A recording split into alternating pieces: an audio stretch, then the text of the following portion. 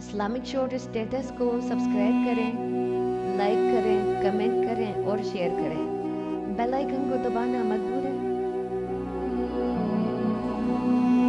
سلطان صلاح الدین ایوبی مسلمانوں کو عورت سے اور عورت کو مسلمانوں سے آزاد کرنا چاہتا تھا۔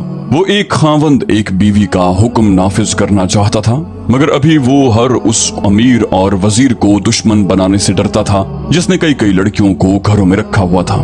عورت کے خریدار یہی لوگ تھے۔ انہی کی دولت سے عورت کھلی منڈی میں نیلام ہوتی تھی، اغوا کی وارداتیں ہوتی تھیں، قتل اور خون خرابے ہوتے تھے، اور عمرا اور حاکموں کی زن پرستی کا ہی نتیجہ تھا کہ عیسائیوں اور یہودیوں نے لڑکیوں کی وساطت سے سلطنت اسلامیہ کی جڑوں میں زہر بھر دیا تھا۔ اس کے علاوہ سلطان ایوبی کو یہ احساس بھی پریشان کیے رکھتا تھا کہ یہی عورت مردوں کے دوش بدوش کفار کے خلاف لڑا کرتی تھی، مگر اب یہ عورت جو جہاد میں مرد کے لیے آدھی قوت تھی، مرد کی تفریح اور عیاشی کا ذریعہ بن گئی ہے۔ اس سے صرف یہ نہیں ہوا کہ قوم کی آدھی جنگی قوت ختم ہو گئی ہے، بلکہ عورت ایک ایسا نشہ بن گئی ہے جس نے قوم کی مردانگی کو بیکار کر دیا ہے۔ سلطان ایوبی عورت کی عظمت بحال کرنا چاہتا تھا۔ اس نے ایک منصوبہ تیار کر رکھا تھا جس کے تحت وہ غیر شادی شدہ لڑکیوں کو باقاعدہ فوج میں بھرتی کرنا چاہتا تھا۔ اسی کے تحت حرم بھی خالی کرنے تھے، مگر ایسے احکام وہ اسی صورت نافذ کر سکتا تھا کہ سلطنت کی خلافت یا امارت اس کے ہاتھ آ جائے۔ یہ مہم بڑی دشوار تھی۔ اس کے دشمنوں میں اپنوں کی تعداد زیادہ تھی اور وہ جانتا تھا کہ قوم میں ایمان فروشوں کی تعداد بڑھتی جا رہی ہے۔ اسے یہ معلوم نہیں ہوا تھا کہ اس کا ایک معتمد خاص اور حکومت کے رازوں کا رکھوالا خادم الدین البرق بھی ایک نوجوان حسینہ کو گھر لے آیا ہے، اور یہ لڑکی اس کے اعصاب پر ایسی بری طرح چھا گئی ہے کہ اب وہ فرائض سلطنت سے بے پرواہ ہو سکتا ہے۔ فوجی میلے میں مصر کے لوگ سلطان ایوبی کی فوجی طاقت سے مروب نہیں ہوئے، بلکہ اسے اسلامی اور مصری فوج سمجھ کر اس سے متاثر ہوئے تھے۔ سلطان ایوبی تقریریں کرنے والا حاکم نہیں تھا، لیکن اس دن اتنے بڑے اجتماع سے اس نے خطاب کرنا ضروری سمجھا۔ اس نے کہا کہ یہ فوج قوم کی عصمت کی محافظ اور اسلام کی پاسبان ہے۔ اس نے صلیبیوں کے عزائم تفصیل سے بیان کیے اور مصریوں کو بتایا کہ عرب میں مسلمان عمرا اور حاکموں کی تعیش پرستی کی وجہ سے صلیبیوں نے وہاں مسلمانوں کا جینا حرام کر رکھا ہے۔ وہ قافلوں کو لوٹ لیتے ہیں، مسلمان لڑکیوں کو اغوا کر کے بے آبرو کرتے، پھر انہیں بیچ ڈالتے ہیں۔ سلطان ایوبی نے لوگوں کو قومی جذبے سے آگاہ کر کے انہیں کہا کہ وہ فوج میں بھرتی ہو کر اپنی بیٹیوں کی عصمت اور اسلام کی عظمت کی پاسبانی کریں۔ سلطان کی تقریر میں جوش تھا اور ایسا تاثر کہ تماشائیوں کے دلوں میں ہلچل مچ گئی، اور اسی روز جوان آدمی فوج میں بھرتی ہونے لگے۔ 10 روز تک بھرتی ہونے والوں کی تعداد 6000 ہو گئی۔ اس میں کم و بیش 1500 جوان اپنے اونٹ ساتھ لائے اور 1000 کے قریب گھوڑوں اور خچروں سمیت آئے۔ سلطان نے انہیں جانوروں کا معاوضہ فوری طور پر ادا کر دیا اور فوج نے ان کی ٹریننگ شروع کر دی۔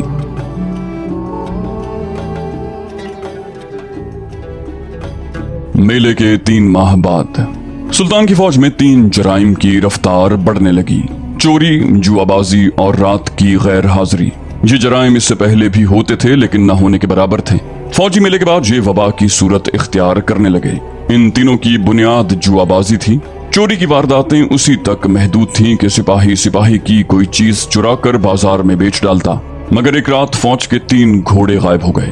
سواروں اور سپاہیوں کی تعداد پوری تھی، کوئی بھی غیر حاضر نہیں تھا۔ اگر اس نقصان کو نظر انداز کر دیا جاتا تو اگلی بار 10 گھوڑے چوری ہو جاتے۔ اعلیٰ حکام تک رپورٹ پہنچی۔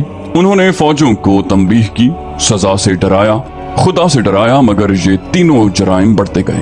ایک رات ایک سپاہی پکڑا گیا۔ وہ کہیں سے کیمپ میں آ رہا تھا۔ اس سے پہلے رات کو غیر حاضر ہونے والے سپاہی چوری چھپے سنتریوں سے بچ کر نکل جاتے اور بچتے بچاتے آ جاتے تھے، لیکن یہ سپاہی لڑکھڑاتا آ رہا تھا۔ سنتری نے اسے دیکھ لیا اور اسے پکارا۔ سپاہی رک گیا اور گر پڑا۔ سنتری نے دیکھا کہ یہ خون میں نہایا ہوا تھا۔ اسے اٹھا کر اپنے عہدیدار کے پاس لے گیا۔ اس کی مرہم پٹی کی گئی مگر وہ زندہ نہ رہ سکا۔ مرنے سے پہلے اس نے بتایا کہ وہ اپنے ایک ساتھی سپاہی کو قتل کرایا ہے اور اس کی لاش کیمپ سے نصف کوس دور ایک خیمے میں پڑی ہے۔ اس کے بیان کے مطابق وہاں 3 خیمے ہیں۔ وہ لوگ خانہ بدوش تھے۔ ان کے پاس خوبصورت عورتیں تھیں۔ وہ ان عورتوں کی نمائش فوجیوں میں کرتے تھے۔ رات کو سپاہی وہاں تک پہنچ جاتے تھے۔ وہ دوسروں کو بتاتے تو وہ بھی چلے جاتے۔ وہ خانہ بدوش صرف عصمت فروش نہیں تھے۔ ان کی ہر عورت اپنے ہر فوجی گاہک کو یہ تاثر دیتی تھی کہ وہ اس پر فدا ہے۔ और उसके साथ शादी कर लेगी। बाद की तहकीकात से पता चला कि उन्होंने सिपाहियों में रकाबत पैदा कर दी थी। इसी का नतीजा था कि ये दो सिपाही खाना बदोशों के खेमे में लड़ पड़े। एक मारा गया और दूसरा जख्मी होकर आया और बयान देकर मर गया। दूसरे सिपाही की लाश लाने के लिए आदमी रवाना कर दिए गए। उनके साथ एक कमानदार भी था। मरने वाले सिपाही ने रास्ता और जगह बता दी थी। वहां गए तो देखा कि सिपाही की लाश पड़ी है, खेमे नहीं है। वहां के निशान बता रहे थे कि जहां से खेमे उखाड़े गए हैं, रात के वक्त उनकी तलाश मुमकिन नहीं थी। सिपाही की लाश उठा लाए। उस हादसे की रिपोर्ट सुल्तान अय्यूबी को दी गई और ये भी बता दिया गया कि फौज में जराइम बढ़ गए हैं और 3 घोड़े भी चोरी हो चुके हैं। सुल्तान ने अली बिन सुफियान को बुलाकर कहा कि वो सिपाहियों के भेष में अपने सुराग रसां फौज में शामिल करके मालूम करे कि ये जराइम क्यों बढ़ गए हैं। सुल्तान ने इस सिलसिले में अलबर्क को भी हुक्म दिया। इस क्यों का जवाब शहर के अंदर मौजूद था, जहां तक अली बिन सुफियान के सुराग रसानों की रसाई मुहाल थी। ये एक बहुत बड़ा कलानुमा मकान था। मिस्रियों का एक कुंबा नहीं बल्कि पूरा खानदान उसमें रहता था। उस मकान और मकीनों को शहर में इज्जत हासिल थी क्योंकि यहाँ खैरात बहुत तकसीम होती थी। नादारों को यहाँ से माली मदद मिलती। फौजी मेले में उस खानदान ने सुल्तान अय्यूबी को अशरफियों की 2 थैलियां फौज के लिए पेश की थी। ये सौदागर खानदान था। मिस्र में सुल्तान अय्यूबी के आने से पहले ये मकान सूडानी फौज के बड़े रुतबे वालों और इंतजामिया के हाकिमों की मेहमान गाह बना रहा था। सूडानियों को सुल्तान अय्यूबी ने आकर खत्म कर दिया तो उस खानदान की वफादारियां हुकूमत के साथ रहीं और ये सुल्तान अय्यूबी का वफादार हो गया। जिस रोज सुल्तान अय्यूबी ने अलबर्क और अली बिन सुफियान को हुक्म दिया कि वो फौज में जराइम की वबा की वजूहात मालूम करें, उससे अगली रात उस मकान के एक कमरे में 10-12 आदमी बैठे थे। शराब का दौर चल रहा था। कमरे में एक बूढ़ा आदमी दाखिल हुआ। उसे देखकर सब उठ खड़े हुए। उसके साथ एक बड़ी खूबसूरत लड़की थी जिसका आधा चेहरा निकाब में था। कमरे में दाखिल होते ही दरवाजा बंद कर दिया गया और लड़की ने निकाब उठा दिया। वो बूढ़े के साथ बैठ गई। बूढ़े ने कहा, कल अमीर मिस्र तक इत्तला पहुंच गई है कि फौज में जुएबाजी और बदकारी बढ़ गई है। हमारी आज की ये नशिस्त बहुत अहम है। अमीर ने सिपाहियों के भेष में फौज में सुराग रसां शामिल करने का हुक्म दे दिया है। हमें उन सुराग रसानों को नाकाम करना है। ताजा इत्तला बड़ी ही उम्मीद अफजा है। 2 मिस्री सिपाहियों ने एक औरत पर लड़कर एक दूसरे को कत्ल कर दिया है। ये हमारी कामयाबी की इब्तिदा है। एक आदमी ने बूढ़े की बात काट कर कहा, 3 महीनों में सिर्फ एक मुसलमान सिपाही ने दूसरे को कत्ल किया और खुद भी कत्ल हुआ है। कामयाबी की ये रफ्तार बहुत सुस्त है। बूढ़े ने कहा, मैं कामयाबी उसे कहूंगा जब कोई सालार या नायब सालार सलाहुद्दीन अय्यूबी को कत्ल कर देगा। मुझे मालूम है कि 1000 सिपाही कत्ल हो जाएं तो भी कोई फर्क नहीं पड़ता। हमारा मतमे नजर अय्यूबी का कत्ल है। आप सबको पिछले साल के दोनों वाकयात याद होंगे। साहिल पर सुल्तान अय्यूबी पर तीर चलाया गया, वो खता गया। रूम से आदमी आए, वो ऐसे नाकाम हुए कि सब के सब मारे गए और एक बदबख्त मुसलमान हो गया। इससे क्या जाहिर होता है? ये कि सुल्तान को कत्ल करना उतना आसान नहीं जितना आप लोग समझते हैं। ये भी हो सकता है कि अय्यूबी कत्ल हो जाए तो उसका जानशीन उससे ज्यादा सख्त और कट्टर मुसलमान साबित हो। इसलिए ये तरीका ज्यादा बेहतर है कि उसकी फौजों को उस खूबसूरत तबाही के रास्ते पर डाल दो जिस पर सलीब के परिस्तारों ने बगदाद और दमिश्क के मुसलमान उमरा और हाकिमों को डाल दिया है। एक ने कहा, सलीब के परिस्तारों और सूडानियों को शिकस्त खाए 1 साल गुजर गया है। इस 1 साल में आपने क्या किया? मोहतरम, आप बड़ा लंबा रास्ता इख्तियार कर रहे हैं। 2 आदमियों का कत्ल बेहद लाजमी है, एक सलाहुद्दीन अय्यूबी, दूसरा अली बिन सुफियान। एक और ने कहा, अगर अली बिन सुफियान को खत्म कर दिया जाए तो अय्यूबी अंधा और बहरा हो जाएगा। बूढ़े ने कहा, मैंने वो आंखें हासिल कर ली हैं जो सुल्तान अय्यूबी के सीने के हर एक राज को देख सकती हैं। ये कहकर उसने लड़की की पीठ पर हाथ रखा जो उसके साथ आई थी। बूढ़े ने कहा, ये हैं वो आंखें, देख लो इनमें क्या जादू है। तुम सब ने सलाहुद्दीन अय्यूबी के एक हाकिम खादिमुद्दीन अलबर्क का नाम सुना होगा। तुम में से बाज ने उसे देखा भी होगा। सिर्फ 2 आदमी हैं जो सलाहुद्दीन अय्यूबी के सीने में देख सकते हैं, एक अली बिन सुफियान, दूसरा अलबर्क। अली बिन सुफियान को कत्ल करना हिमाकत होगी। मैंने जिस तरह अलबर्क पर कब्जा कर लिया है इस तरह अली बिन सुफियान पर भी कर लूंगा। एक ने पूछा, अलबर्क आपके कब्जे में आ चुका है? बूढ़े ने लड़की के रेशमी बालों को हाथ से छेड़कर कहा, हाँ, मैंने उसे इन जंजीरों में जकड़ लिया है। मैंने आज आप सबको चंद और बातें बताने के अलावा ये खुशखबरी भी सुनाने के लिए बुलाया है। हमें जल्दी बर्खास्त होना है क्योंकि हम सबका एक जगह इकट्ठे होना ठीक नहीं। इस लड़की को तुम सब शायद जानते हो। मुझे बिल्कुल उम्मीद नहीं थी कि ये इतनी उस्तादी से ये ड्रामा खेल लेगी। इसकी उम्र देखिए, पुख्ता नहीं है। मैं पूरा 1 साल ऐसे मौके की तलाश में मारा मारा फिरता रहा कि अली बिन सुफियान या अलबर्क को या दोनों को फांस सकूं। मैं उनसे मिला कभी नहीं, क्योंकि मैं उनकी शनाख्त में नहीं आना चाहता था। फौजी हुकाम को सुल्तान शहरियों से दूर रखता था। आखिर उसने फौजी मेले का ऐलान किया और मुझे पता चल गया कि उसने अपने फौजी कमांडारों, सालारों और ओहदेदारों से कहा है कि मेले में वो शहरियों में बैठें और उनसे बातें करें और उन पर अपना रोब नहीं बल्कि एतमाद पैदा करें। मुझे अली बिन सुफियान कहीं नजर नहीं आया। इस लड़की को मैं साथ ले गया था। अलबर्क नजर आ गया। उसके साथ 2 कुर्सियां खाली थीं। मैंने लड़की को उसके साथ बिठा दिया। इसे मैं 8 महीनों से उस्तादी तरीके सिखा रहा था। मुझे अपना बूढ़ा खावंद और अपने आप को खरीदी हुई मजलूम लड़की बताकर इसने अलबर्क जैसे मोमिन को अपनी खूबसूरती में गिरफ्तार कर लिया। मुलाकात का वक्त और जगह तय कर ली। मैंने इसे बताया कि इसे खंडर में क्या नाटक खेलना है। लड़की खंडर में चली गई। मैं 4 आदमियों के साथ वहां मौजूद था। 2 आदमी इस वक्त यहाँ मौजूद हैं। 2 को आप सब नहीं जानते। वो हमारे गिरोह के आदमी हैं। इसने अलबर्क पर साबित कर दिया कि ये उसकी खातिर जान दे देगी। हम चारों साथियों ने अलबर्क पर और उस पर तलवारों से हमले किए। उसने बर्छी के वार किए। ये नाटक इस कदर हकीकी मालूम होता था कि अलबर्क को शक तक न हुआ। कमबख्त के दिमाग में ये भी न आई कि तलवारों के और बर्छी के इतने वार हुए मगर कोई जख्मी तक न हुआ। मैंने ये कहकर ये खेल खत्म कर दिया कि ये लड़की इतनी बहादुर है कि किसी बहादुर के पास ही अच्छी लगती है। मैंने इसे खुशी का इजहार करते हुए अलबर्क के हवाले कर दिया। लड़की ने कहा, मैंने उसे अपना नाम आसिफा बता रखा है। मैं हैरान हूँ कि इतनी पुख्ता उम्र का हाकिम इतनी आसानी से मेरे जाल में फंस गया है। मैंने उसे शराब का आदी बना दिया है। उसने कभी नहीं पी थी। पहली बीवी उसी घर में रहती है। उसके बच्चे हैं लेकिन वो सबको जैसे भूल गया है। लड़की ने महफिल को तफसील से बताया कि उसने कैसे कैसे तरीकों से सुल्तान अय्यूबी के उस मौतमिद खुसूसी की अक्ल को अपनी मुट्ठी में ले रखा है। बूढ़े ने कहा, इन 3 महीनों में ये लड़की मुझे सलाहुद्दीन अय्यूबी के कई कीमती राज दे चुकी है। सुल्तान अय्यूबी बहुत ज्यादा फौज तैयार कर रहा है। उसमें से वो आधी मिस्र में रखेगा और बाकी निस्फ को अपनी कमान में ईसाई बादशाहों के खिलाफ लड़ाने के लिए ले जाएगा। उसकी नजर यरूशलेम पर है। लेकिन अलबर्क से उस लड़की ने जो राज लिए हैं वो ये हैं कि सुल्तान सबसे पहले अपने मुसलमान हुक्मरानों और कलादारों को मुत्तहिद करेगा। उनके इत्तेहाद को सलीब के परिस्तारों ने बिल्कुल ही इस तरह बखेर दिया है जिस तरीके से हमने अलबर्क को अपने कब्जे में लिया है। एक आदमी ने पूछा, तो क्या हम ये समझें कि अलबर्क अब हमारे गिरोह का फर्द है? बूढ़े ने जवाब दिया, नहीं, वो सच्चे दिल से अय्यूबी का वफादार है। वो उतना ही वफादार इस लड़की का भी है।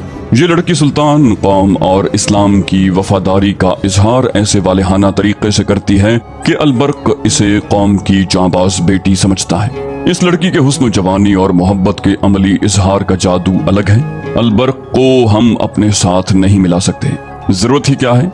वो पूरी तरह हमारे हाथों में खेल रहा है। उस गिरोह के एक रुकन ने पूछा, सुल्तान अय्यूबी और क्या करना चाहता है? बूढ़े ने कहा, उसके जहन में सल्तनत इस्लामिया है। वो सलीब की सल्तनत में इस्लाम का झंडा गाड़ने का मंसूबा बना चुका है। हमारे इन जासूसों को जो समंदर पार से आए हैं अय्यूबी ने गिरफ्तार और बेकार करने के लिए अली बिन सुफियान की निगरानी में एक बहुत बड़ा गिरोह तैयार किया है। अलबर्क से हासिल की हुई इत्तलात के मुताबिक उसने जांबाजों की एक अलग फौज तैयार की है जिसे वो सलीबी मुल्कों में भेजकर जासूसी और तबाही कराएगा। उस फौज की ट्रेनिंग शुरू हो चुकी है। सलाहुद्दीन अय्यूबी के मंसूबे बहुत खतरनाक हैं। उन्हीं को अमली जामा पहनाने के लिए उसने फौजी मेले का ढोंग रचाया और 6-7 हजार जवान भर्ती कर लिए। लेकिन अभी तक भर्ती हो रही है। भर्ती होने वालों में सूडानी भी हैं। मुझे ऊपर से जो हिदायत मिली हैं वो ये हैं कि अय्यूबी की फौज में बदकारी के बीज बोने हैं। इसका तरीका यह है कि उनके दिलों में औरत और जुआ दाखिल कर दो। बूढ़े ने बताया कि उसने फौजी मेले के फौरन बाद अपने आदमी भर्ती करवा दिए थे। उन्होंने बड़ी खूबी से फौज में जुआ शुरू करा दिया है। जुआ और औरत ऐसी चीजें हैं जो इंसान को चोरी और कत्ल तक ले जाती हैं। उसने दूसरा तरीका ये बताया कि इस्मत फरोश औरतों को ट्रेनिंग देकर फौजी कैंपों के इर्द गिर्द छोड़ दिया गया है जो ये जाहिर नहीं होने देती कि वो पेशावर हैं। उन्होंने सुल्तान के फौजियों को बदी के रास्ते पर डालने के साथ साथ उनमें रकाबत भी पैदा कर दी है। बूढ़े ने कहा, इसकी कामयाबी परसों सामने आई है। 2 सिपाही एक औरत के खेमे में बैक वक्त पहुंच गए। दोनों लड़ पड़े और एक दूसरे को बुरी तरह जख्मी कर दिया। एक तो खेमे में ही मर गया, दूसरे के मुतालिक पता चला कि कैंप में जाकर मर गया है।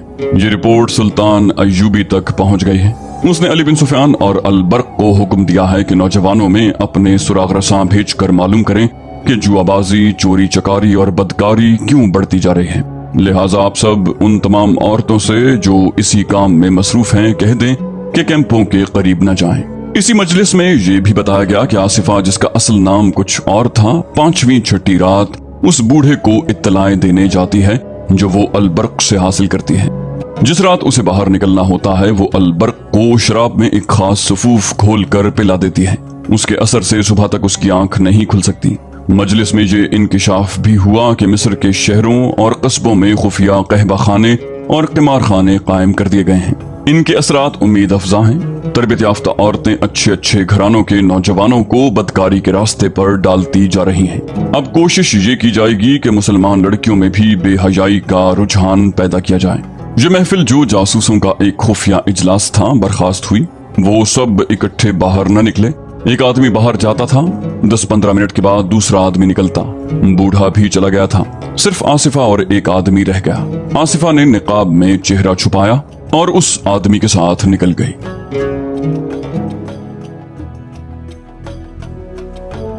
अल-बर्क ने आसिफा को एक राज बना के रखा हुआ था। उसने अभी किसी को नहीं बताया था कि उसने दूसरी शादी कर ली है। दूसरी शादी मायूब नहीं थी, लेकिन वो डरता था कि दोस्त मजाक करेंगे कि इतना अरसा एक बीवी के साथ गुजार कर 40 साल की उम्र में नौजवान लड़की के साथ शादी कर ली। मगर ये भेद छुप न सका। अली बिन सुफियान ने शहर में और फौजी कैंपों के इर्द गिर्द अपने जासूस फैला रखे थे। उसे ये इत्तलाएं मिल रही थी कि फौजी मेले के बाद शहर में भी जुआ और बदकारी बढ़ रही है।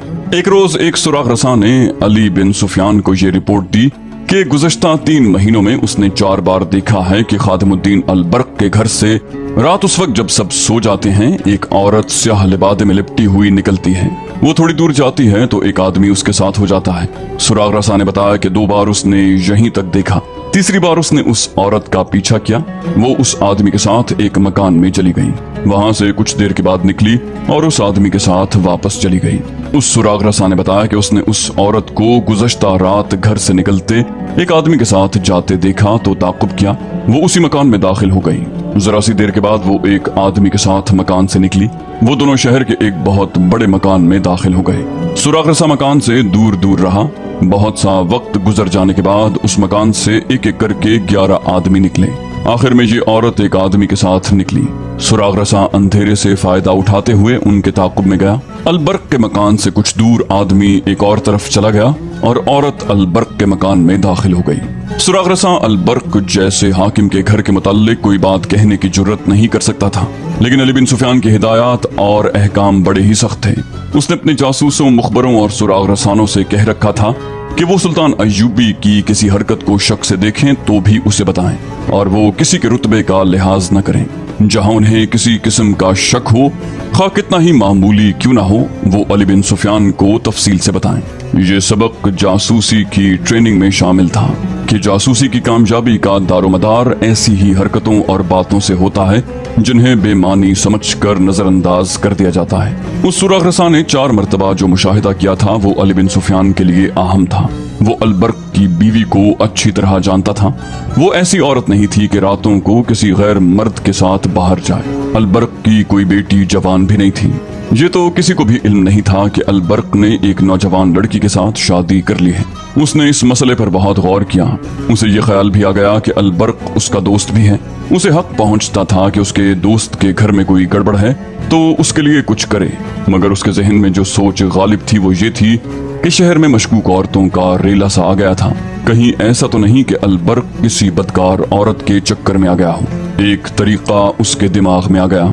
उसने अपने महकमे की एक औरत को इस रूप में अल-बर्क के घर में भेजा कि वो एक मजलूम औरत है, उसका खावंद मर गया है और उसके बेटे आवारा हो गए हैं, लिहाजा उसकी आनत की जाए। हिदायत के मुताबिक ये औरत उस वक्त अल-बर्क के घर में गई जब वो घर में नहीं था। दूसरी हिदायत के मुताबिक वो सारे घर में फिरी तो उसे आसिफा नजर आ गई। ये औरत अल-बर्क की पहली बीवी से मिली, अपनी फरियाद पेश की और कहा कि वो अल-बर्क की पहली बीवी अल-बर्क से उसकी सिफारिश करे। बातों बातों में उसने कहा, आपकी बेटी की शादी हो गई है या अभी कुंवारी है? उसे जवाब मिला, ये मेरी बेटी नहीं, मेरे खावंद की दूसरी बीवी है। 3 महीने हुए इन्होंने शादी की है। अली बिन सुफियान के लिए ये इत्तला हैरान कुन थी। उसके दिल में यही शक पैदा हो गया कि रात को बाहर जाने वाली उसकी नई बीवी हो सकती है। अली ने एक और औरत के हाथ अलबर्क की पहली बीवी को पैगाम भेजा कि वो उसे कहीं बाहर मिलना चाहता है, मगर अलबर्क को पता न चले। उसने ये भी कहला भेजा कि उनके घर के मुताल्लिक कोई बहुत ही जरूरी बात करनी है। अली ने मुलाकात के लिए एक जगह भी बता दी और वक्त वो बताया जब अलबर्क दफ्तर में मसरूफ होता। उसकी बीवी आ गई। अली बिन सुफियान के दिल में उस मुअज़्ज़िज़ औरत का बहुत ही एहतराम था। उसने अलबर्क की बीवी से कहा कि उसे मालूम हुआ है कि अलबर्क ने दूसरी शादी कर ली है। बीवी ने जवाब दिया, खुदा का शुक्र है कि उसने दूसरी शादी की है, चौथी और पांचवी नहीं की। बातें करते करते अली बिन सुफियान ने पूछा, वो कैसी है? बीवी ने कहा, बहुत खूबसूरत है। अली बिन सुफियान ने पूछा, शरीफ भी है? आपको उस पर किसी किस्म का शक तो नहीं? कुछ देर तक वो गहरी सोच में पड़ी रही।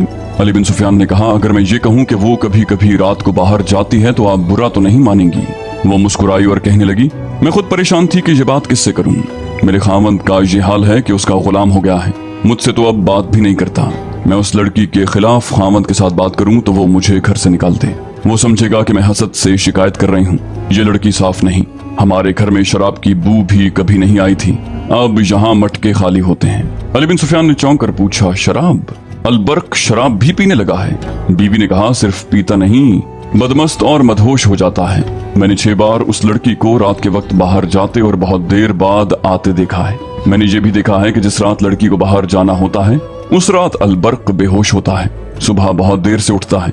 लड़की बदमाश है, उसे धोखा दे रही है। अली बिन सुफियान ने कहा, लड़की बदमाश नहीं है, वो जासूस है। वो अलबर्क को नहीं, कौम को धोखा दे रही है। बीवी ने चौंक कर कहा, जासूस? मेरे घर में जासूस? वो उठ खड़ी हुई, दांत पीस कर बोली, आप जानते हैं कि मैं शहीद की बेटी हूँ। अलबर्क पक्का मुसलमान था। उसने जिंदगी इस्लाम के नाम पर वक्फ कर रखी थी। मैं बच्चों को जिहाद के लिए तैयार कर रही हूँ और आप कहते हैं कि मेरे बच्चों का बाप एक जासूस लड़की के कब्जे में आ गया है। मैं अपने बच्चों के बाप को कुर्बान कर सकती हूँ, कौम और इस्लाम को कुर्बान होता नहीं देख सकती। मैं दोनों को कत्ल कर दूंगी। अली बिन सुफियान ने उसे बड़ी मुश्किल से ठंडा किया और उसे समझाया कि अभी ये यकीन करना है कि ये लड़की जासूस है और ये भी देखना है कि अलबर्क भी जासूसों के गिरोह में शामिल हो गया है या उसे शराब पिलाकर सिर्फ इस्तेमाल किया जा रहा है। उस औरत को ये भी बताया गया कि जासूसों को कत्ल नहीं, गिरफ्तार किया जाता है और उनके दूसरे साथियों के मुताल्लिक पूछा जाता है। अली बिन सुफियान ने उसे कुछ हिदायत दी और उसे कहा कि वो लड़की की हर हरकत पर नजर रखे। ये औरत चली गई। यूं मालूम होता था जैसे अली बिन सुफियान की हिदायत पर ठंडे दिल से अमल करेगी, मगर उसकी चाल और उसके अंदाज से ये भी मालूम होता था कि किसी भी वक्त बेकाबू हो जाएगी। वो हरम की औरत नहीं थी, वो खावंद की वफादार बीवी और मुल्क मिल्लत पर जान निसार करने वाली कौम की बेटी थी।